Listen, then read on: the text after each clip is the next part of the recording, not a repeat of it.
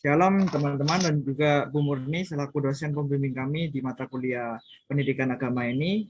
Jadi pada kesempatan kali ini kelompok kami akan membahas tentang budaya yang bersifat seremonial. Jadi kelompok kami ini memilih kebudayaan yaitu tari barong atau barongan.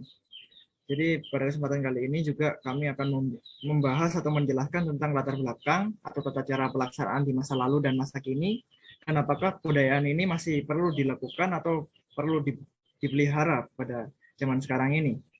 Jadi kelompok kami itu terdiri dari Vicky Chandra Kirana atau saya sendiri dan juga Aileen Della Patricia. Next. Latar belakang, tari barongan atau tari balong. Blora adalah salah satu kesenian yang berasal dari Kabupaten Blora, Jawa Tengah. Tari barongan ini merupakan suatu simbol jati diri dari masyarakat Blora dan tidak bisa dipisahkan dari kehidupan masyarakat Blora itu sendiri. Awal sejarah terciptanya tari barongan itu disebabkan oleh adanya kisah cinta antara Prabu Klana Swandana dari Kabupaten Bantarangin yang jatuh cinta kepada Dewi Sekartaji Putri dari Kerajaan Raja Kediri. Setelah beberapa waktu, diutuslah Pati Bujangganong untuk meminang Dewi Sekartaji dengan dikawal oleh 144 prajurit berkuda yang dipimpin oleh 4 orang perwira. Di antaranya ada kuda larean, kuda panagar, kuda penyisi, dan kuda sangsangan.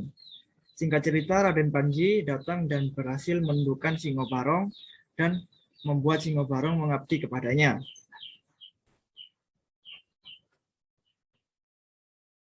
Tari barong di masa lalu. Pada zaman dahulu, tari barong digelar untuk mengusir penyakit yang disebabkan oleh roh-roh jahat yang mengganggu manusia.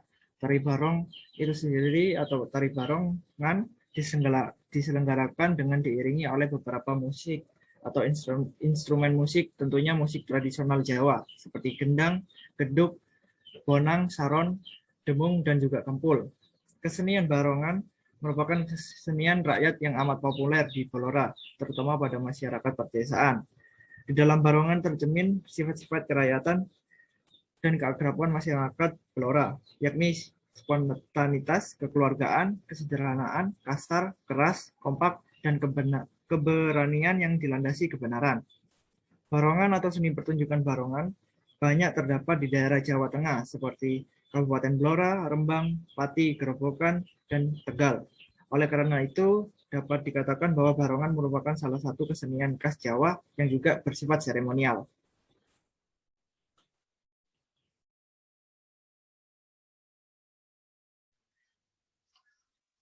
Tari barongan di masa kini.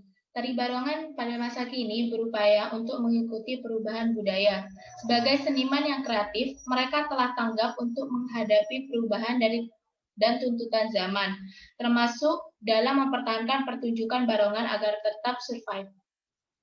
Nah, bentuk dari tuntutan zaman meliputi 3, yaitu yang pertama, konformitas, yang artinya untuk mencapai tujuan yang disepakati masyarakat dan menggunakan cara yang baru. Yang kedua, ritualisme, yaitu terlalu mementingkan cara sehingga tujuannya terlupakan.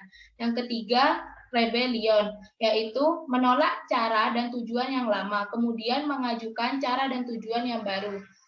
Faktor-faktor yang mempengaruhi perusahaan barongan di Blora adalah faktor internal dan faktor eksternal.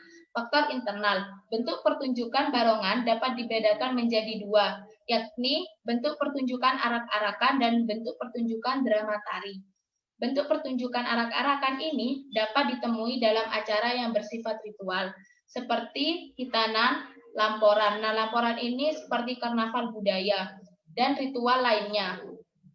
Yang kedua, bentuk pertunjukan drama tari. Nah, bentuk ini terdiri atas subbagian. Yang pertama, pra-pertunjukan, yang kedua saat pertunjukan, dan yang ketiga akhir pertunjukan. Bagian pra-pertunjukan terdiri atas adegan selamatan, doa bersama, talu, dan padupan yang dikatakan masih mengadopsi sifat ritualnya.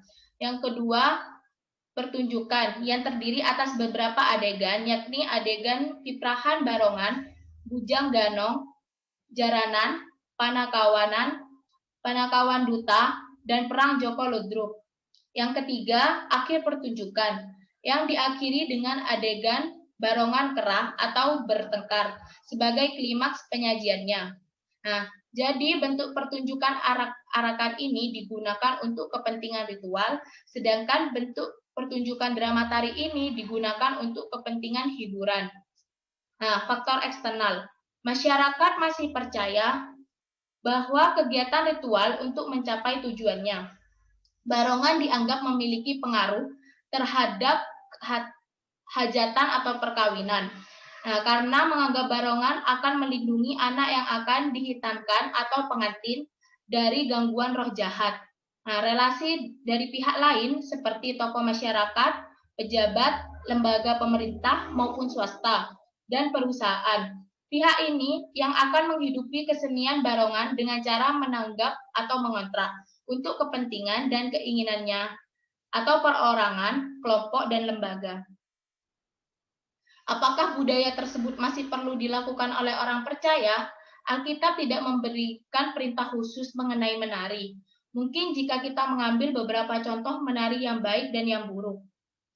Nah, contoh menari yang dianggap tidak berdosa atau yang baik dilakukan, yaitu ibadah atau pujian kepada Allah, seperti Daud yang menari-nari di hadapan Tuhan, yang tertulis dalam 2 Samuel 6 ayat 5.